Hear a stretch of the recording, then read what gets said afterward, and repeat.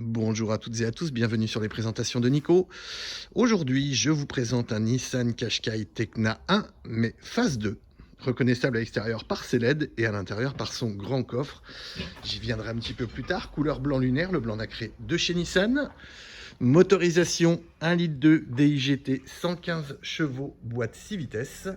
Donc la finition la plus haut de gamme Tecna, vous allez voir l'agrémenté en plus puisque le véhicule a quasiment toutes les options avec de très belles jantes alliage 17 pouces diamantées. Un toit ouvrant panoramique. Les vitres arrière surteintées bien entendu. Le design si particulier du Juke, c'est ce qui en a fait son succès. Voilà, c'est un véhicule qui a plu, avec une bouille, vraiment. Tout droit sorti d'un manga.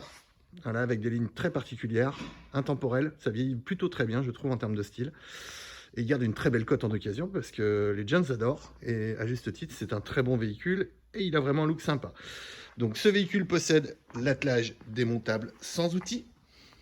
Au niveau du coffre, donc la phase 2 a un coffre plus généreux que la première phase qui était un peu juste en coffre. Donc on a un système de double plancher qu'on va pouvoir venir mettre ici. Oui, je vais vous le faire. Donc là, on prend la petite planche qui est ici. On vient la caler ici. Ça va nous permettre, lorsque l'on rabat les sièges, d'avoir un plancher totalement plat, tout simplement.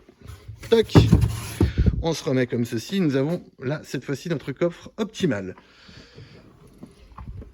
Toc, à l'arrière, donc, poignée de porte cachée dans les montants. Banquette 1/3, 2/3, 4 places et demie. La place du milieu n'est pas énorme. Néanmoins, elle peut accueillir un enfant. C'est déjà pas si mal.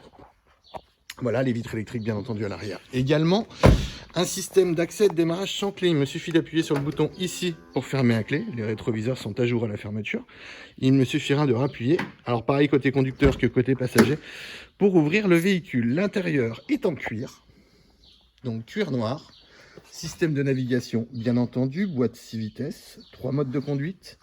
Donc sport, normal et éco. Siège avant chauffant avec 2 puissances distinctes pour le conducteur et le passager. Hop, repassons par devant. Vous voyez cette très belle calandre qui est plutôt très jolie avec les feux à LED. C'est plutôt sympa.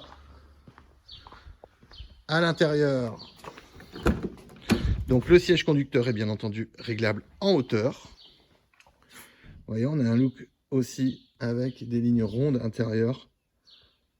Voilà, tout est rond, cerclé. Les 4 vitres électriques, les poignées de porte aussi, très stylées. Donc le véhicule possède la détection d'angle mort, l'alerte de franchissement de ligne. On retrouve le SP qui est désactivable, le détecteur de second flash des pneus, donc les rétroviseurs rabattables ajourés à la fermeture des portes. Le frein à main reste un frein à main standard sur tous les Juke. Le système de démarrage, c'est par ici. Je débraye, j'appuie sur le bouton start et le véhicule démarre, tout simplement. Donc vous voyez, on voit qu'on a notre angle mort ici qui est activé.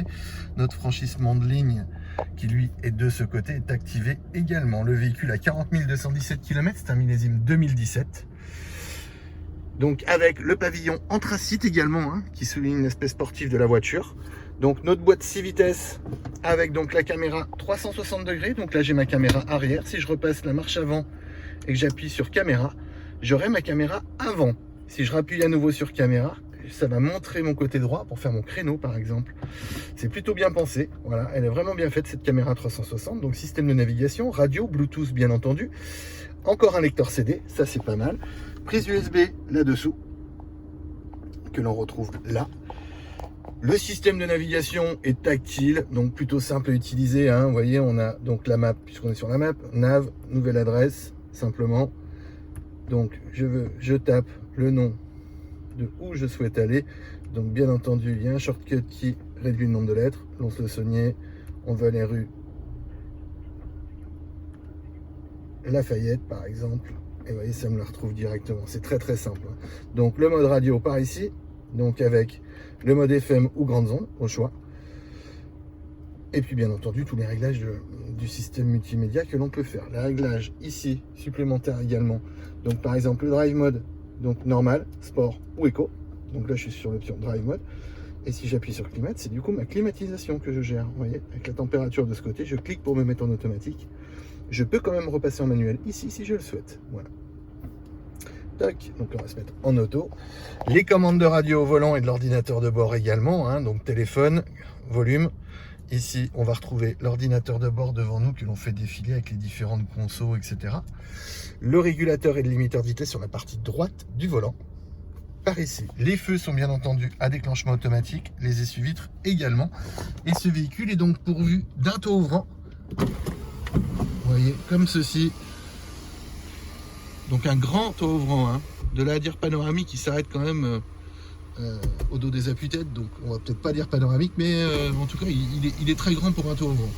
D'extérieur il paraît panoramique parce que la grande vitre est noire, donc ça ajoute au style, hein, surtout quand on a un blanc, et on peut simplement l'entrebâiller si on souhaite, et donc on a un store occulteur si on craint le soleil, tout simplement.